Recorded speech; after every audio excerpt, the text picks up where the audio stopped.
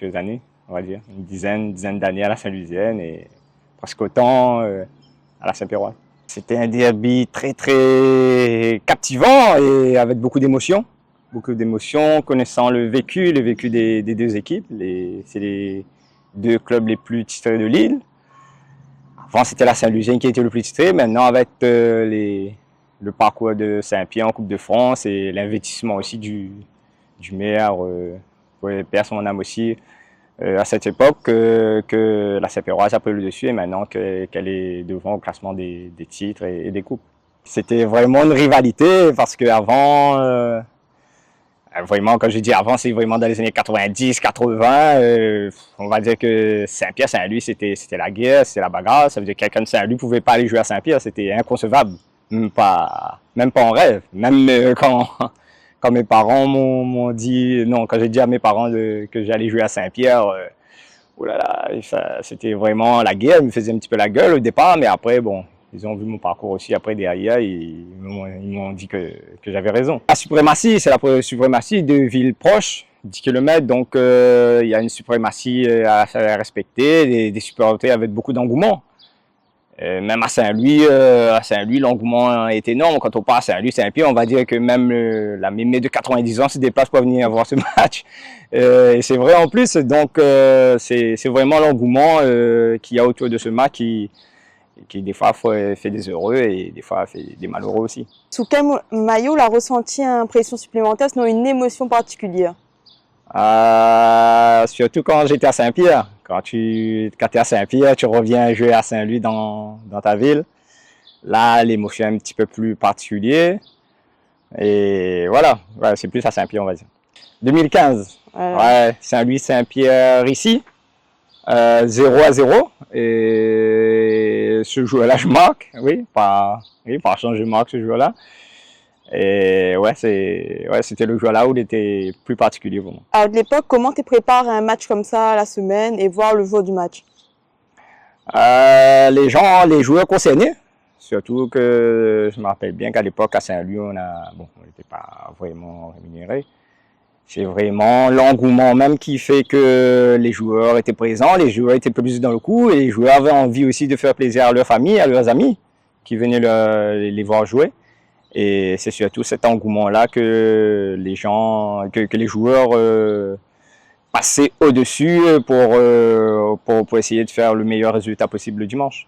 Là aujourd'hui, on avait dit il y a un petit peu moins d'engouement par rapport aussi, les deux équipes, il y a un petit décalage au niveau du classement aussi. Parce qu'avant, ça se tirait toujours un petit peu la bourre. Mais maintenant, il y a moins d'engouement, il y a les écrans, on va dire que c'est moins attractif qu'avant. Est-ce que l'on a connu des moments de grande tension ou de grande célébration, que ce soit avec la Saint-Pierroise ou avec la Saint-Louisienne? De grandes tensions sur le match, oui. Pendant le match, oui, il y a un peu de tension, mais de grandes célébrations, oui. Les finales de 2013-2014 sur le terrain de Saint-Pierre ou à Saint-Louisienne, sur deux finales, on arrive à les battre là-bas sur le terrain devant près de 10 000 personnes. Et là, franchement, là, c'était vraiment une grande célébration, une grande fierté. Voilà. Que tout le monde, comme vous l'avez dit tout à l'heure, chacun va dire 1-0, 1-0. Après, vu que Saint-Louis est à domicile, allez, on va mettre une petite pièce sur Saint-Louis. Une petite pièce sur Saint-Louis, mon premier club de cœur. Mais après, connaissant aussi les armes que Saint-Pierre a et que Saint-Pierre aussi a de nouveaux joueurs, je pense que, allez, un petit match nul. On va mettre un petit match nul alors. Un petit match nul. Je pense que c'est attaque-défense. Saint-Louis, je pense qu'il va pas trop se livrer et essayer de contrer. Et voilà. Saint-Pierre s'est beaucoup rajeuni. Il a rappelé ses jeunes. Il a gardé quelques éléments expérimentés. Saint-Louis, il a gardé à peu près le statut de l'année dernière. Il a recruté quelques éléments. Donc c'est à peu près kiff-kiff. Je vois à peu près des équipes à peu près au même niveau, alors qu'avant il y avait quand même un écart de niveau, un écart de joueurs aussi. Un écart de joueurs, ça veut dire qu'en effectif, la Saint-Pierroise, avant, on va dire qu'il y avait une équipe A, une équipe B. faut pas se le cacher. Les 11 qui jouaient, il y avait 11 aussi qui ne jouaient pas souvent, mais qui pouvaient faire partie du top 5 de la R1. Maintenant, les valeurs sont plus équilibrées, je pense, avec le rajeunissement de la Saint-Pierroise.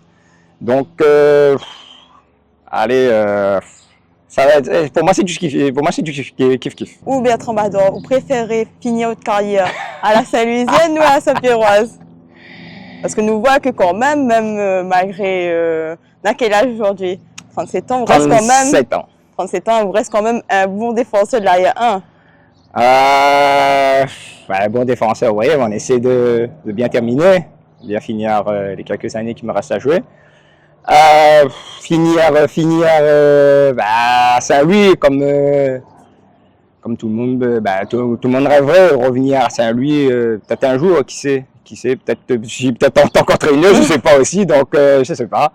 Ouais, mais à Saint-Louis, mais à Saint-Pierre aussi, ça me plairait aussi parce que j'ai vécu aussi beaucoup de choses aussi à Saint-Pierre, beaucoup de grandes choses, et j'en remercie aussi M. Arayapin aussi pour ça, m'avoir fait confiance, et j'espère que j'ai pu rendre cette confiance au président et aux supporters Saint-Pierrois aussi.